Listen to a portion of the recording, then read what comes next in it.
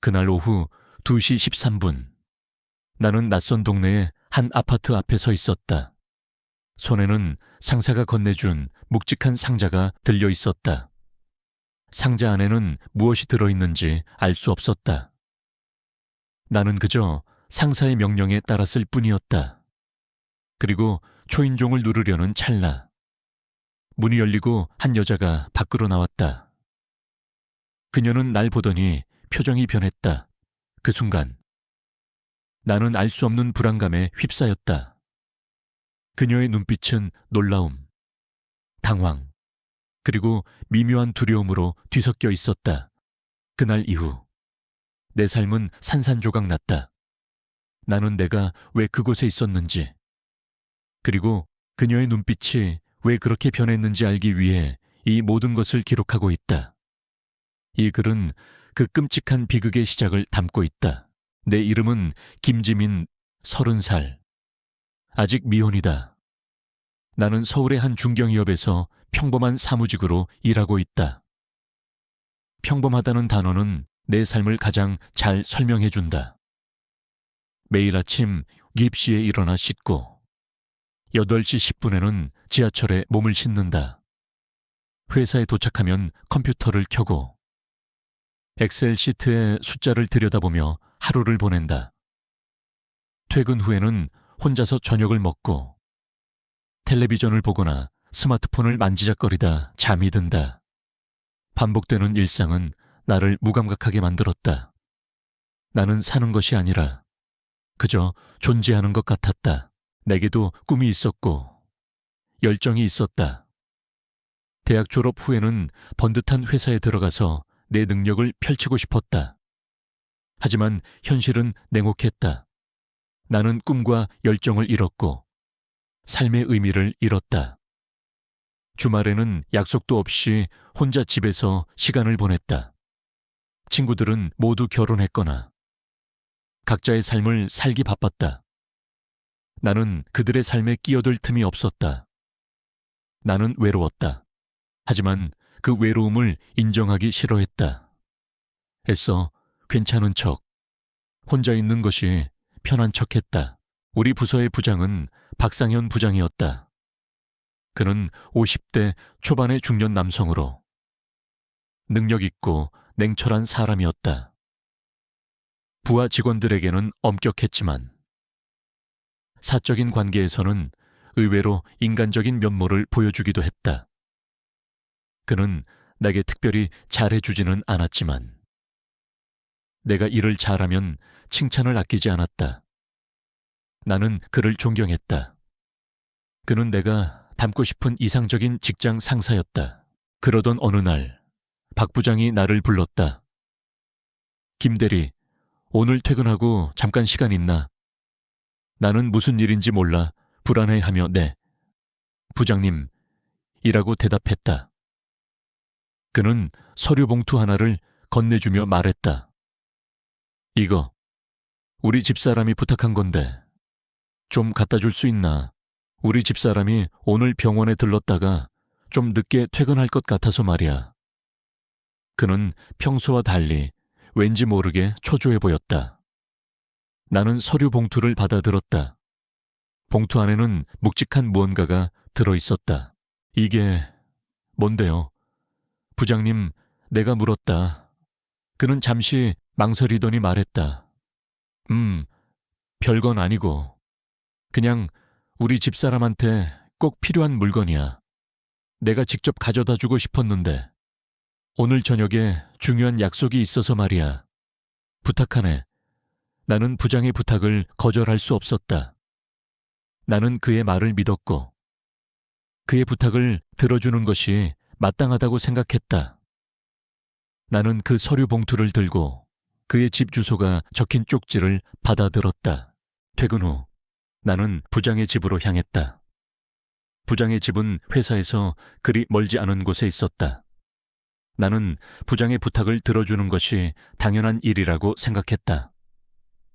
나는 부장의 지시대로 그의 아내에게 봉투를 건네줄 생각이었다.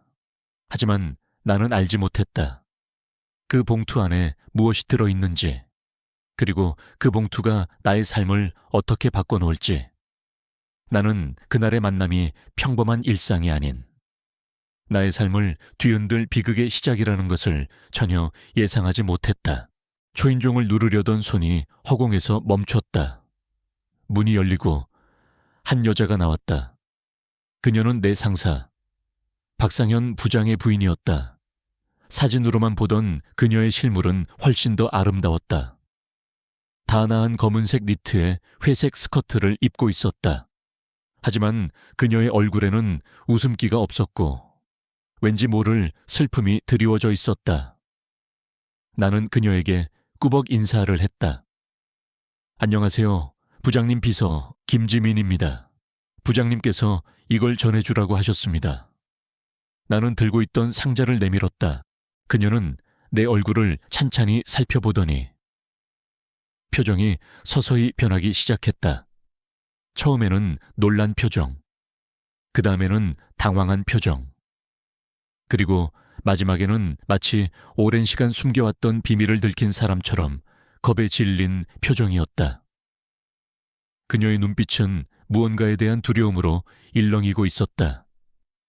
나는 그녀의 변화무쌍한 표정에 당황했다. 왜 저러지? 내가 무슨 실수를 한 건가? 그녀는 상자를 받아들고는 손을 떨었다. 네, 고맙습니다. 그런데 김지민 대리님이셨군요. 그녀의 목소리는 미세하게 떨리고 있었다. 그녀는 잠시 망설이더니 나를 집 안으로 초대했다. 잠깐 들어오시겠어요? 제가 드릴 말씀이 있어서요. 나는 왠지 모를 불안감에 휩싸였지만 그녀의 간곡한 부탁을 거절할 수 없었다. 나는 조심스럽게 그녀의 집 안으로 들어섰다. 집 안은 깔끔하게 정돈되어 있었지만 왠지 모르게 차가운 공기가 흘렀다. 거실 한가운데에는 박 부장의 사진이 놓여 있었고 그 사진 옆에는 웬 커다란 장식용 상자가 하나 있었다. 우리는 소파에 마주 앉았다. 그녀는 나에게 따뜻한 차를 내주었다. 무슨 드릴 말씀이라도 있으신가요? 내가 조심스럽게 물었다. 그녀는 차를 마시려다 말고 찻잔을 내려놓았다. 김 대리님, 혹시 제 남편이 어떤 사람인지 아세요? 그녀의 질문은 뜬금없었다. 나는 당황하며 대답했다. 네, 존경하는 분이십니다. 일도 잘하시고 부하 직원들도 잘 챙겨주십니다. 그녀는 나의 말을 듣고 씁쓸하게 웃었다. 사람들은 다들 그렇게 말하죠. 겉으로는 완벽해 보이는 사람. 하지만 김 대리님이 가져오신 그 상자, 그 안에 무엇이 들어있는지 아세요? 나는 고개를 저었다. 모릅니다. 부장님께서 특별한 선물이라고만. 그녀는 나의 말을 끊고 말했다. 선물 아니요. 그건 제 과거예요. 제 첫사랑과의 추억이 담긴 물건들이 들어있어요. 나는 충격을 받았다. 상사가 내게 자신의 아내의 과거가 담긴 물건들을 가져다 주라고 부탁했다니. 나는 당황해서 아무 말도 할 수 없었다. 그녀는 계속해서 말했다. 제 남편은 모든 것을 통제하려 해요. 제 삶, 제 감정, 그리고 제 과거까지도요. 저에게 그 상자를 버리라고 했어요. 당신의 과거는 이제 나의 것이라고. 그녀의 목소리는 떨리고 있었다. 나는 그녀의 말을 들으며 박 부장에 대한 나의 존경심이 산산조각 나는 것을 느꼈다. 겉으로는 완벽해 보이는 그가 속으로는 이렇게 잔인한 사람이었을 줄이야. 그녀의 눈가에는 눈물이 고였다. 김 대리님, 저는 그 상자를 버릴 수 없어요. 그건 제 삶의 일부니까요. 그녀는 나를 보며 울먹였다. 나는 그녀의 슬픔에 깊이 공감했다. 나는 그녀의 손을 잡고 말했다. 버리지 마세요. 그건 사모님의 것이니까요. 그녀는 나의 말에 깜짝 놀란 듯 나를 쳐다보았다. 그녀의 눈에는 고마움과 함께 미묘한 희망이 깃들기 시작했다. 나는 그녀의 슬픔에 공감하는 동시에 왠지 모를 죄책감에 휩싸였다. 나는 상사의 비밀을 알게 된 것이다. 그리고 그 비밀은 우리의 관계를 알 수 없는 방향으로 이끌고 있었다. 나는 그녀의 집을 나섰다. 어둠이 깔린 거리. 나는 왠지 모르게 그녀의 눈빛이 계속해서 떠올랐다. 그녀의 눈빛은 내게 무언가를 갈망하는 듯했다. 나는 그 갈망이 나를 끌어당기는 것을 느꼈다. 그것은 단순한 동정이 아니었다. 그것은 나의 삶에 결여된 무언가를 채워줄 수 있을 것 같은 희망의 빛이었다. 상사의 집을 나서는 발걸음은 무거웠다. 나는 상자 안의 물건들이 무엇인지, 그리고 상사의 아내, 지혜 씨의 눈빛이 왜 그렇게 슬펐는지에 대해 생각했다. 그날 밤, 나는 잠을 이루지 못했다. 내 머릿속은 온통 지혜 씨의 얼굴과 그녀가 털어놓았던 이야기에 대한 생각으로 가득했다. 그녀의 이야기는 나에게 깊은 공감을 불러일으켰다. 나는 그녀의 외로움 속에서 나의 외로움을 보았다. 그녀가 남편에게 통제당하며 사는 것처럼 나 역시 반복되는 일상에 갇혀 통제당하며 살고 있었다. 다음날 회사에 출근했을 때 나는 박 부장을 마주치는 것이 어색했다. 나는 그의 얼굴을 똑바로 쳐다볼 수 없었다. 어제 그가 내게 부탁했던 일, 그리고 그의 아내가 내게 털어놓았던 비밀들이 떠올랐기 때문이었다. 나는 그가 겉으로 보이는 모습과 다른 사람이라는 것을 알게 되었다. 그는 완벽한 상사이자 완벽한 남편으로 보였지만 그의 아내는 불행했다. 나는 그가 자신을 위해 다른 사람들을 희생시키는 사람이라는 것을 깨달았다. 점심시간, 나는 회사 식당에서 혼자 밥을 먹었다. 동료들과 함께 앉아 있었지만 나는 그들의 대화에 집중할 수 없었다. 나는 지혜 씨의 생각만 하고 있었다. 그녀는 지금 무엇을 하고 있을까? 그녀는 그 상자를 버렸을까? 나는 그녀가 걱정되었다. 그녀의 슬픈 눈빛이 계속해서 나를 괴롭혔다. 나는 그녀에게 연락하고 싶었지만 그럴 용기가 없었다. 그녀에게 무슨 말을 해야 할까? 괜찮으세요? 아니면 그 상자 버리지 마세요. 라고 말해야 할까? 어떤 말을 하든. 그건 위험한 일이었다. 그날 저녁, 나는 퇴근 후 집으로 돌아와 텔레비전을 보았다. 텔레비전 화면에는 웃고 떠드는 사람들의 모습이 나왔지만 나는 그들의 행복이 가짜처럼 느껴졌다. 나는 내 삶이 얼마나 공허하고 외로운지 다시 한번 깨달았다. 그때 휴대폰이 띵하고 울렸다. 카카오톡 알림이었다. 낯선 번호였다. 혹시 지혜 씨일까? 나는 심장이 쿵 하고 내려앉는 것을 느꼈다. 메시지에는 어제 정말 감사했어요. 김 대리님 덕분에 용기를 얻었어요. 혹시 괜찮으시면 오늘 저녁에 잠깐 시간 내주실 수 있을까요? 제가 저녁 식사 대접하고 싶어서요. 라고 적혀 있었다. 나는 망설였다. 거절하는 것이 옳다는 것을 이성이 외쳤다. 하지만 내 안의 또 다른 목소리는 이 기회를 놓치지 말라고 속삭였다. 나는 그녀를 다시 보고 싶었다. 그녀의 이야기를 더 듣고 싶었다. 나는 괜찮습니다. 어디로 갈까요? 라고 답장했다. 메시지를 보낸 후 나는 불안감과 동시에 묘한 설렘을 느꼈다. 나는 그녀를 만나는 것이 위험하다는 것을 알았다. 하지만 그 위험이 나에게는 새로운 삶의 시작처럼 느껴졌다. 나는 그녀와의 만남이 나의 공허한 삶을 채워줄 수 있을 것이라고 믿었다. 우리는 회사 근처의 한적한 식당에서 만났다. 그녀는 평소와 달리 밝은 표정이었다. 그녀는 내게 김 대리님이 제게 힘을 주셨어요. 라고 말했다. 나는 그녀의 말에 가슴이 따뜻해지는 것을 느꼈다. 우리는 함께 저녁 식사를 했다. 그녀는 내게 남편과의 결혼 생활에 대해 털어놓았다. 그녀는 남편의 통제와 무관심 속에서 얼마나 외로웠는지를 이야기했다. 나는 그녀의 이야기를 들으며 그녀의 아픔에 깊이 공감했다. 나는 나 역시 꿈과 열정을 잃고 얼마나 외로웠는지를 이야기했다. 우리는 서로의 아픔을 나누며 서로에게 위로가 되어 주었다. 그날 밤, 우리는 밤늦도록 이야기를 나누었다. 나는 그녀의 따뜻한 눈빛 속에서 나의 외로움을 잊었다. 그녀는 나의 존재가 자신에게 큰 힘이 된다고 말했다. 나는 그녀의 말을 들으며 왠지 모를 뿌듯함을 느꼈다. 나는 그녀에게 필요한 존재가 된 것 같았다.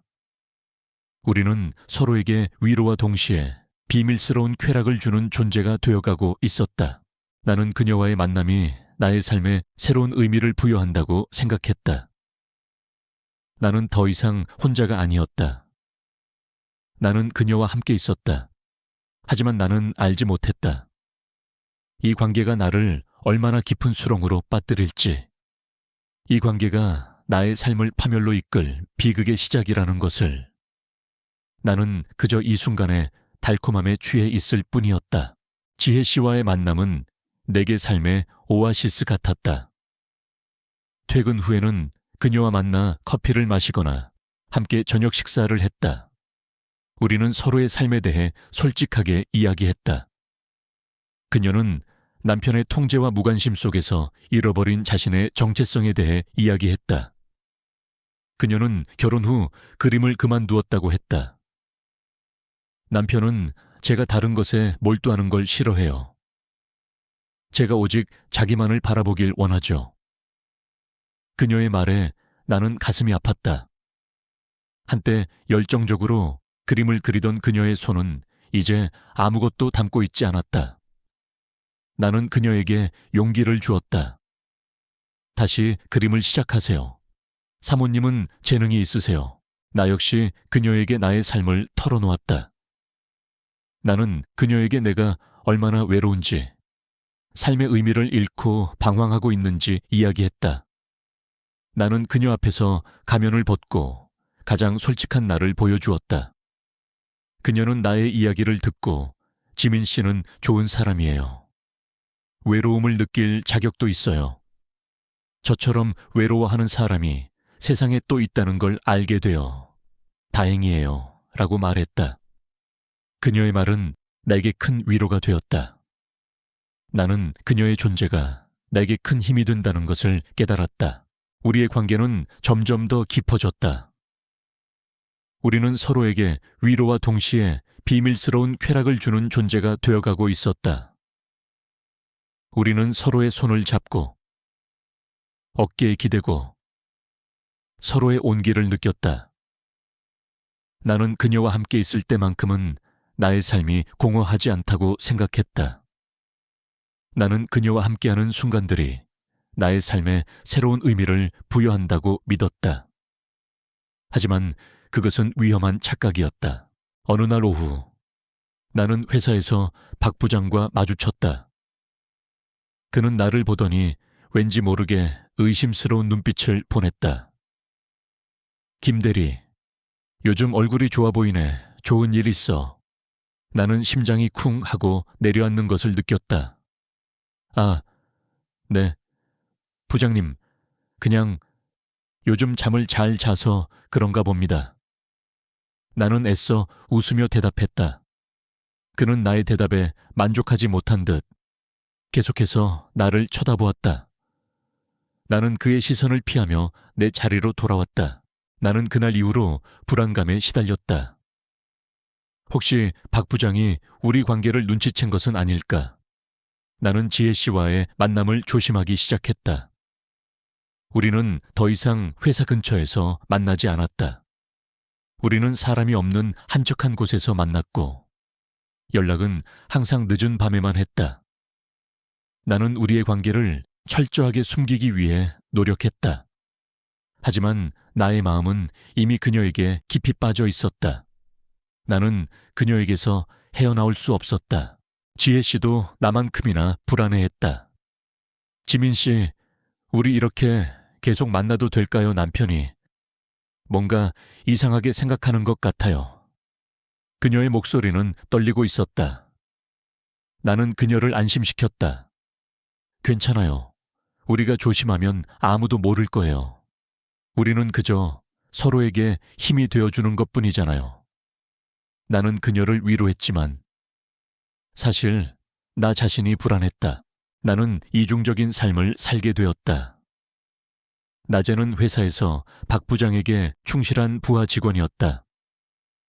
밤에는 박 부장의 아내와 비밀스러운 관계를 맺는 사람이었다. 나는 나의 행동에 대해 죄책감을 느꼈지만 동시에 이 관계를 끊을 수 없었다. 나는 지혜 씨의 존재가 나의 삶의 너무나도 큰 부분을 차지하고 있다는 것을 알았다. 그녀는 나의 삶의 빛을 가져다 주었다. 나는 그 빛을 잃고 싶지 않았다. 하지만 나는 알지 못했다. 그 빛이 사실은 나의 삶을 불태울 불꽃이라는 것을. 나는 그 불꽃이 나를 얼마나 깊은 어둠으로 이끌지 모른 채 그저 그 순간의 달콤함에 취해 있을 뿐이었다. 나는 나의 삶을 파멸로 이끌 비극의 시작을 알지 못한 채 그녀와의 관계를 이어갔다. 우리의 관계는 점점 더 대담해졌다. 우리는 이제 주말에도 만났다. 주말이면 박 부장은 골프 모임이나 동창회에 참석하느라 집을 비우는 시간이 많았다. 지혜 씨는 그 시간을 이용해 나를 자신의 집으로 초대했다. 나는 처음에는 망설였다. 상사의 집에. 그것도 상사가 없는 시간에 몰래 들어간다는 사실이 나를 불안하게 만들었다. 하지만 그녀는 괜찮아요. 남편은 주말이면 집에 잘 없어요. 그리고 우리는 그냥 이야기만 할 건데요. 뭘 이라고 나를 안심시켰다. 나는 그녀의 말을 믿고 그녀의 집에 들어갔다. 그녀의 집은 겉으로 보기에는 완벽한 가정을 보여주는 듯했다. 박 부장의 사진, 그의 취미인 골프클럽, 그리고 그가 아내에게 선물했다는 값비싼 명품 가방. 모든 것이 완벽했다. 하지만 나는 그 완벽함 뒤에 숨겨진 공허함을 보았다. 지혜 씨는 나에게 남편과의 관계에 대해 더 솔직하게 털어놓았다. 남편은 저를 사랑하지 않아요. 저를 소유하려 할 뿐이죠. 저를 자신의 성공을 보여주는 장식품처럼 생각해요. 그녀의 목소리는 슬픔으로 가득 차 있었다. 나는 그녀의 이야기를 들으며 그녀의 아픔에 깊이 공감했다. 나는 그녀의 손을 잡고 말했다. 사모님은 그저 한 사람의 인간으로 사랑받아야 할 뿐이에요. 그녀는 나의 말을 듣고 눈물을 흘렸다. 지민 씨, 저를 그렇게 봐주는 사람은 지민 씨뿐이에요. 나는 그녀의 눈물을 닦아주었다. 그 순간. 나는 그녀에게서 단순한 연민 이상의 감정을 느꼈다. 그것은 그녀를 지켜주고 싶은 마음, 그녀의 아픔을 치유해주고 싶은 마음이었다. 나는 이 관계가 단순한 위로가 아닌 진정한 사랑이라고 착각하기 시작했다. 우리는 서로에게 새로운 삶의 의미가 되었다. 나는 그녀와 함께 있을 때만큼은 나의 삶이 공허하지 않다고 생각했다. 나는 그녀와 함께하는 순간들이 나의 삶에 새로운 의미를 부여한다고 믿었다. 나는 그녀를 위해 그림 도구를 사주었고 그녀는 다시 그림을 그리기 시작했다. 그녀의 그림에는 슬픔이 담겨 있었지만 동시에 새로운 희망의 빛이 보였다. 나는 그녀의 그림을 보며 기뻤다. 내가 그녀의 삶에 다시 빛을 가져다 주었다고 생각했다. 하지만 우리의 행복은 언제나 위태로웠다. 우리는 항상 불안감에 시달렸다. 혹시 박 부장이 우리 관계를 눈치챌까봐, 혹은 우리가 저지르고 있는 이 일이 발각될까봐, 우리는 항상 긴장 속에서 살았다. 우리는 서로에게 거짓말을 하고 서로에게 비밀을 숨겼다.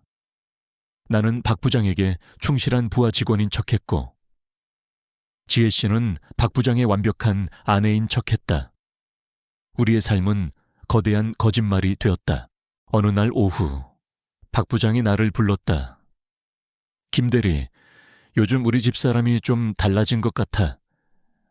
예전에는 우울해 보였는데 요즘에는 얼굴이 환해졌더라고. 자네가 혹시 우리 집사람 만난 적 있나? 나는 심장이 쿵하고 내려앉는 것을 느꼈다. 나는 애써 침착한 표정을 지으며 말했다. 아니요, 부장님, 무슨 말씀을... 박 부장은 나를 의심스러운 눈빛으로 쳐다보았다. 그래, 자네가 우리 집에 물건 가져다 준 이후로 좀 달라진 것 같아서 말이야. 나는 아무 말도 할 수 없었다. 그의 눈빛은 나를 꿰뚫어 보는 것 같았다. 나는 그의 시선을 피하며 고개를 숙였다. 그날 이후 나의 불안감은 극에 달했다. 박 부장이 우리 관계를 눈치채고 있다는 것을 알 수 있었다. 그는 나를 미행하고 나의 휴대폰을 감시하고 있을지도 모른다는 생각에 나는 항상 초조했다.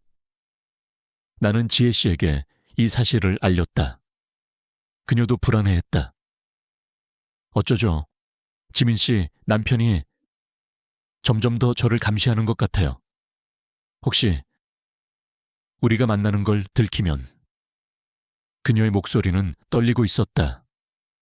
나는 그녀를 안심시켰다. 괜찮아요.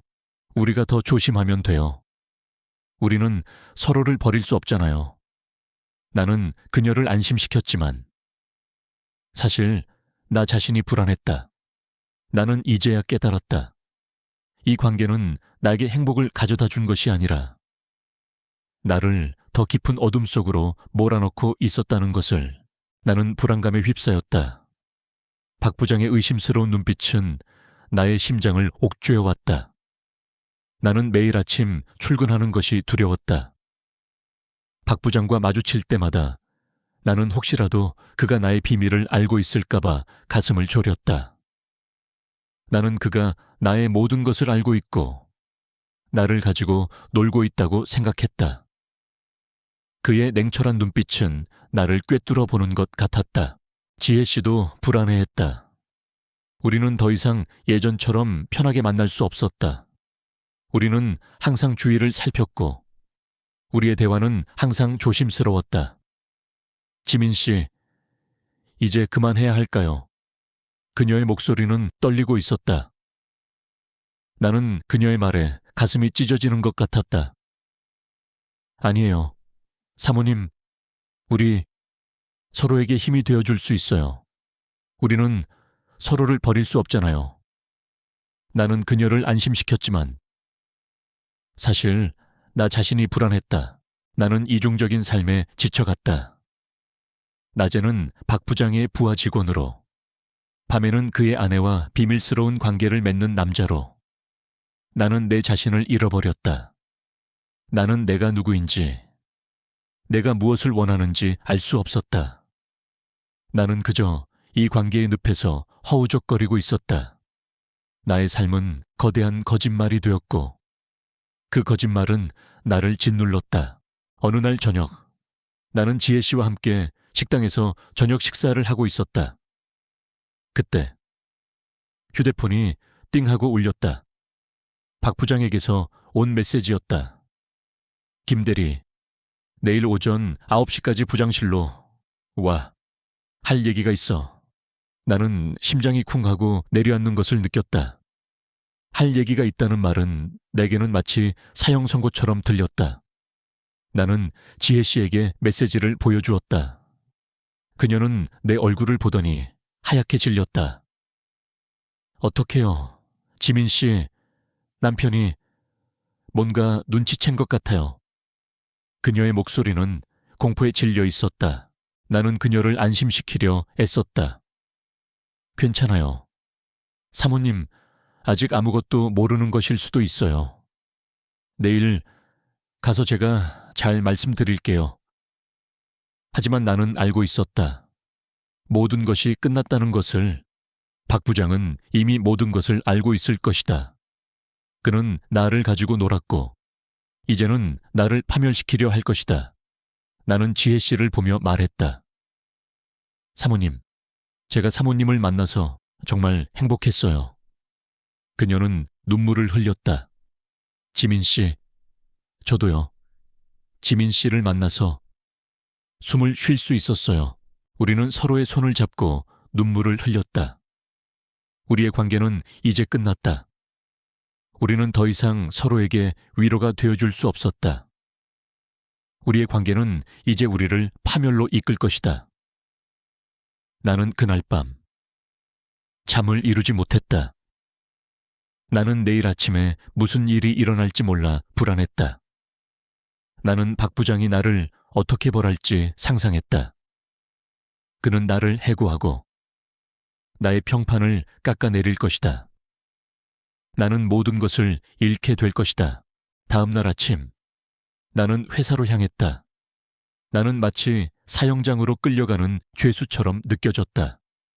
부장실 문 앞에 섰을 때 나는 심장이 터질 것 같았다. 나는 심호흡을 하고 문을 두드렸다. 들어와. 박 부장의 목소리는 차분했지만 나는 그 속에서 차가운 칼날을 느꼈다. 나는 문을 열고 부장실로 들어갔다. 부장실 안에는 박 부장이 홀로 앉아 있었다. 그는 나를 보더니 씁쓸하게 웃었다.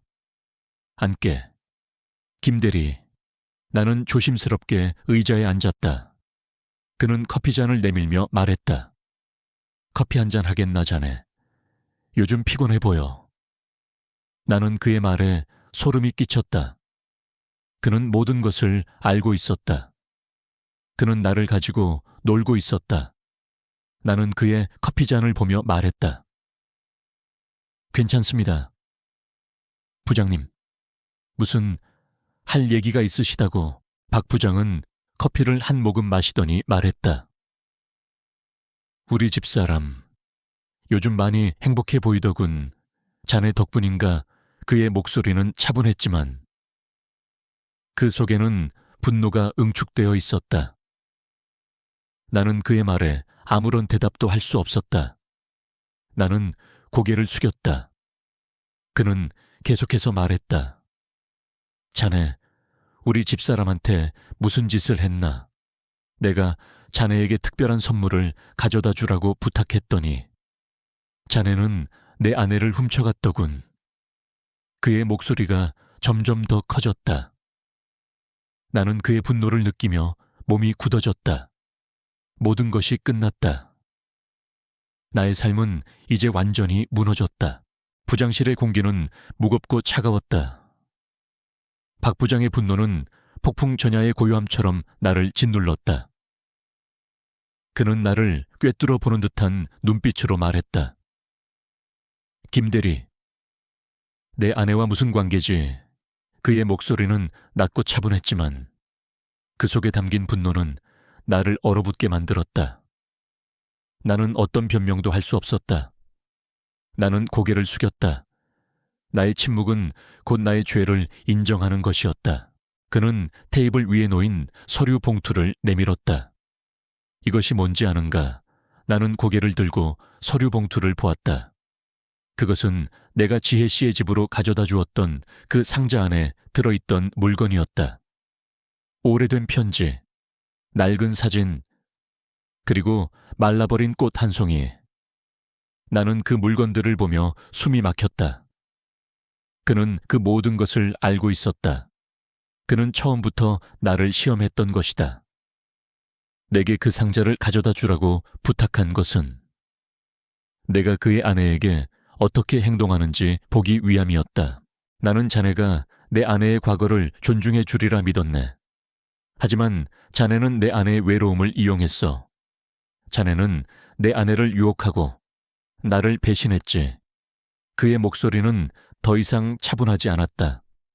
그의 눈빛은 분노로 이글거렸다. 나는 아무런 대답도 할 수 없었다. 나는 내가 저지른 끔찍한 실수에 대해 뼈저리게 후회했다. 나는 내가 사랑과 외로움을 착각했다는 사실에 몸서리쳤다. 박 부장은 잠시 침묵하더니 말했다. 자네가 생각하는 것처럼 나는 자네를 해고하지 않을 걸세. 나는 그의 말에 깜짝 놀라 그를 바라보았다. 그는 씁쓸하게 웃으며 말했다. 자네를 해고하는 건 너무 쉬운 일이지.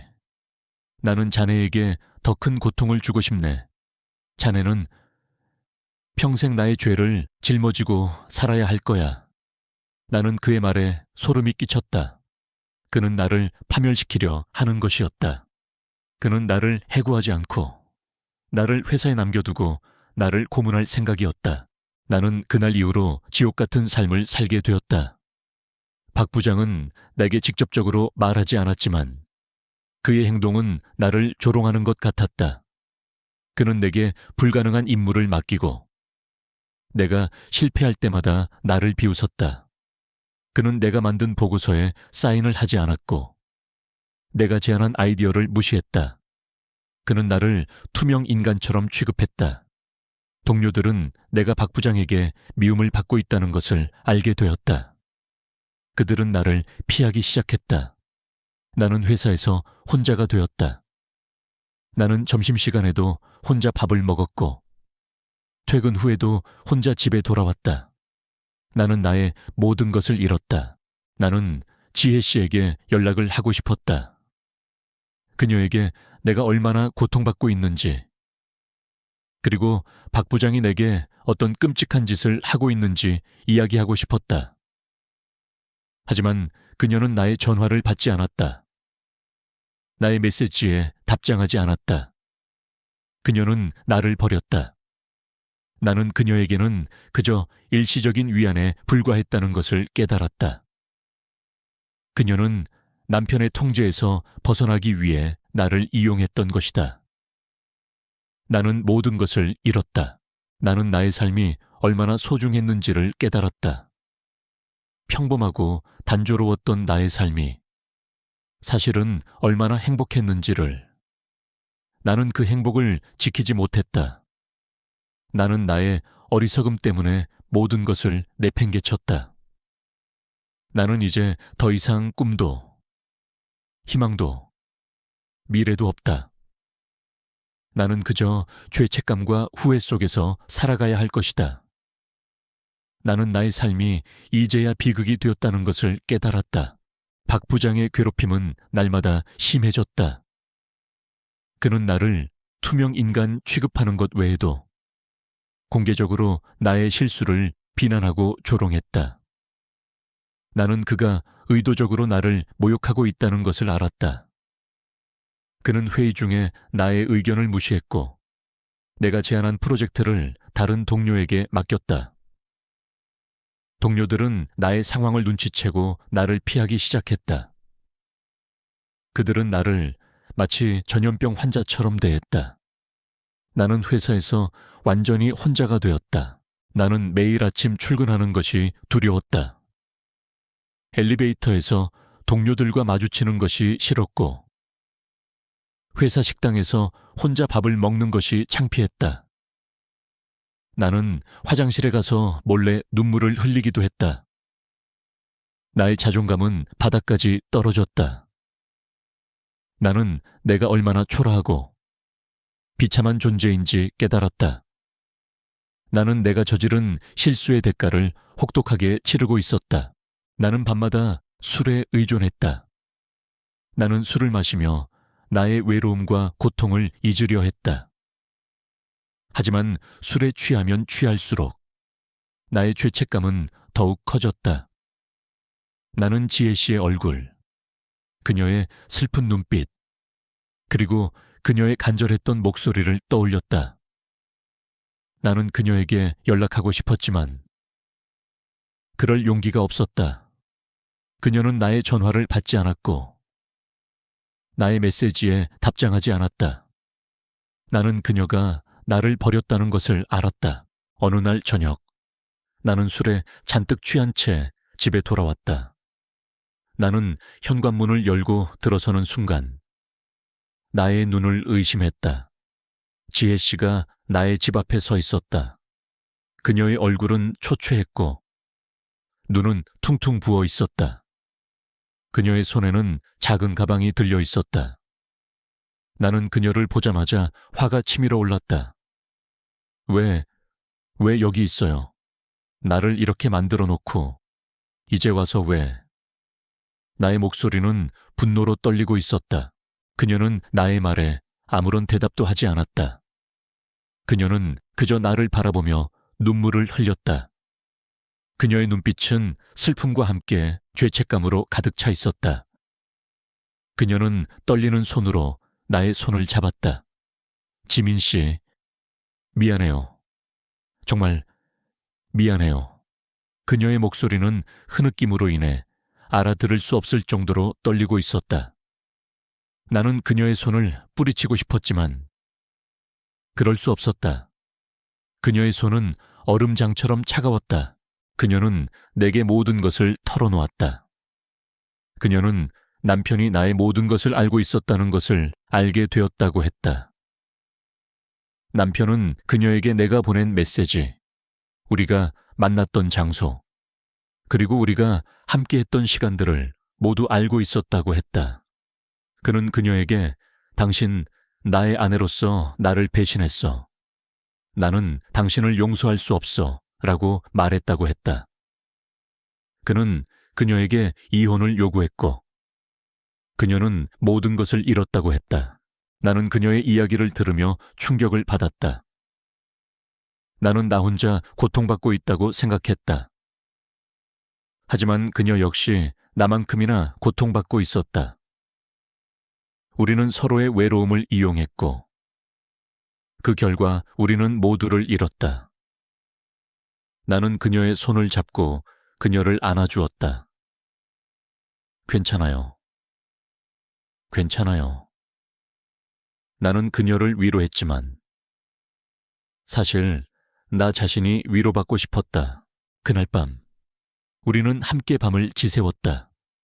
우리는 서로의 아픔을 나누며 서로에게 위로가 되어 주었다. 우리는 서로를 비난하지 않았다. 우리는 모두 피해자이자 가해자였다. 우리는 서로에게 위로와 동시에 비밀스러운 쾌락을 주는 존재가 아니라 서로의 상처를 보듬어주는 두 영혼이었다. 하지만 우리는 알고 있었다. 우리의 관계는 이제 끝났다는 것을, 우리는 더 이상 서로에게 의지할 수 없다는 것을, 우리는 각자의 길을 가야 한다는 것을 아침이 밝아오자 그녀는 내게 마지막 인사를 건넸다. 지민 씨, 저 이제 떠나려고 해요. 남편, 그리고 모든 것을 잊고 다시 시작하려고요. 그녀의 목소리는 결의에 차 있었다. 나는 그녀에게 아무 말도 할 수 없었다. 나는 그저 그녀의 뒷모습을 바라보았다. 그녀는 택시를 타고 떠났다. 나는 한동안 그 자리에서 멍하니 서 있었다. 나의 삶은 이제 완전히 끝났다. 지혜 씨가 떠난 후 나의 삶은 더욱 깊은 나락으로 떨어졌다. 나는 박 부장의 괴롭힘을 묵묵히 견뎌야 했다. 그는 나를 공개적으로 망신 주고 나의 실수를 비난했다. 동료들은 내가 박 부장에게 미움을 받고 있다는 것을 알게 되었고 나를 피하기 시작했다.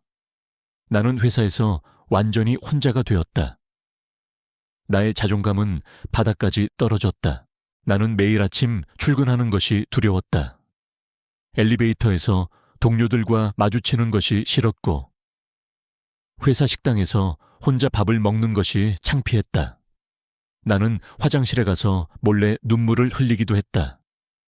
나의 삶은 더 이상 의미가 없었다. 나는 내가 왜 살아야 하는지 알 수 없었다. 나는 내가 저지른 실수의 대가를 혹독하게 치르고 있었다. 나는 지혜 씨를 원망하지 않았다. 그녀 역시 나만큼이나 고통받고 있었다. 우리는 서로의 외로움을 이용했고 그 결과 우리는 모두를 잃었다. 나는 나의 모든 것을 잃었다. 나는 내가 얼마나 어리석고 한심한 존재였는지를 뼈저리게 느꼈다. 어느 날 오후 나는 박 부장에게 불려갔다.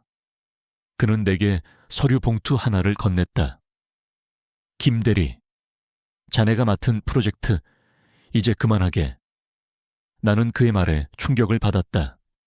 그는 나를 해고하려 하는 것이었다. 나는 그에게 용서를 구했다.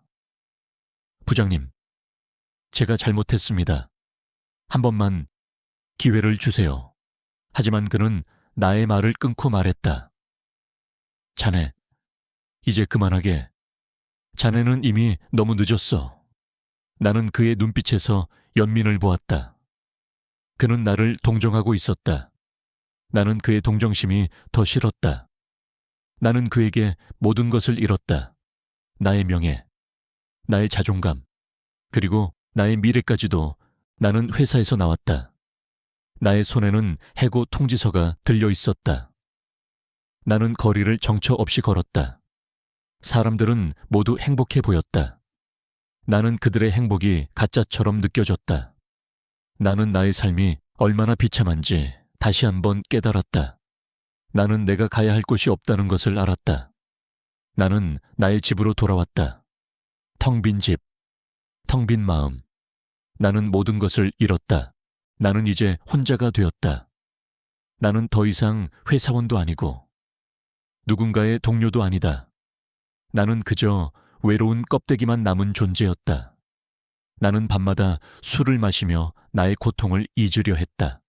하지만 술에 취하면 취할수록 나의 죄책감은 더욱 커졌다. 나는 지혜 씨의 얼굴, 그녀의 슬픈 눈빛, 그리고 그녀의 간절했던 목소리를 떠올렸다. 나는 그녀에게서 위안을 찾았지만 결국 나는 나의 모든 것을 잃었다. 나는 내가 왜 살아야 하는지 알 수 없었다. 나는 나의 삶에 더 이상 의미가 없다고 생각했다. 나는 나의 삶을 끝내고 싶었다. 하지만 나는 그럴 용기가 없었다. 나는 그저 죄책감과 후회 속에서 살아가야 할 것이다. 나는 나의 죄값을 치르며 홀로 이 집 안에서 평생을 살아가야 할 것이다. 나는 소파에 앉아 멍하니 텔레비전을 보았다. 화면 속 세상은 여전히 밝고 활기찼지만 나의 세상은 이미 오래전에 멈춰 있었다. 해고 통지서를 받은 후 나는 단 한 번도 회사에 가지 않았다. 박 부장의 얼굴을 다시 마주할 용기가 없었다. 나의 삶은 매일 똑같은 공허함의 반복이었다. 텅 빈 집, 텅 빈 마음. 나는 더 이상 누군가와 대화하고 싶지도, 누군가에게 나의 이야기를 털어놓고 싶지도 않았다. 어느 날 오후, 나는 창밖을 바라보다가 낯익은 얼굴을 보았다. 박 부장이었다. 그는 아내와 함께 산책을 하고 있었다. 지혜 씨의 얼굴은 평화로워 보였다. 그녀는 박 부장의 팔짱을 끼고 밝게 웃고 있었다. 나는 그녀의 모습을 보며 가슴이 찢어지는 것 같았다. 그녀는 모든 것을 잊고 행복하게 살고 있었다. 하지만 나는 여전히 그 끔찍한 기억 속에 갇혀 있었다. 나는 그녀를 원망하지 않았다. 그녀 역시 피해자였으니까. 하지만 나는 나 자신을 용서할 수 없었다. 내가 아니었더라면 그녀는 아마 남편과도 이별하지 않고 평범한 삶을 살았을 것이다. 내가 그녀의 삶에 끼어들어 모든 것을 망쳐놓았다. 나는 그날 밤 술에 잔뜩 취한 채 잠이 들었다. 꿈속에서 나는 다시 회사에 있었다. 박 부장은 나를 비웃었고 동료들은 나를 외면했다. 나는 지혜 씨를 찾으려 했지만 그녀는 보이지 않았다. 나는 꿈속에서 소리를 질렀다. 나는 외롭지 않아. 나는 행복해. 하지만 나의 목소리는 공허한 메아리처럼 들렸다. 나는 꿈에서 깨어났다. 나의 얼굴에는 눈물이 가득했다. 나는 여전히 외로웠다. 나는 내가 왜 이렇게 되었는지 생각했다. 나는 그저 외로웠을 뿐이었다. 나는 나의 공허한 삶을 채워줄 무언가를 찾고 있었다. 그리고 그 무언가를 지혜 씨에게서 찾았다고 생각했다. 하지만 그것은 사랑이 아니었다. 그것은 단순한 동정과 위로였다.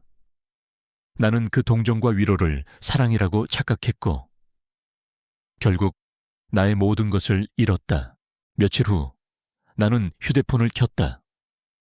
오랜만에 켜는 휴대폰에는 수십 통의 부재중 전화와 메시지가 쌓여 있었다. 대부분은 박 부장에게서 온 것이었다. 나는 그의 메시지를 읽으며 충격을 받았다. 그는 내게 용서를 구하고 있었다. 김대리, 내가 너무 심했네. 미안하네. 자네에게 해고 통지서를 보낸 것은 후회하네. 다시 회사로 돌아와 주겠나. 나는 그의 메시지를 읽으며 허탈한 웃음을 지었다. 그는 나를 가지고 놀았고, 이제는 나를 다시 이용하려 하는 것이었다. 나는 그의 메시지에 답장하지 않았다. 나는 이제야 깨달았다. 나의 삶은 이미 끝났다. 나는 더 이상 과거로 돌아갈 수 없다.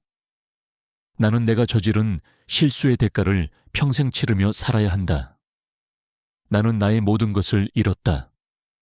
나는 나의 명예, 나의 자존감, 그리고 나의 미래까지도. 나는 그저 외로운 껍데기만 남은 존재였다. 나는 창밖을 바라보았다. 거리는 여전히 활기찼지만 내게는 아무런 의미도 없었다. 나는 나의 삶이 더 이상 의미가 없다고 생각했다. 나는 나의 삶을 끝내고 싶었다. 하지만 나는 그럴 용기가 없었다. 나는 그저 나의 죄책감과 후회 속에서 살아가야 할 것이다.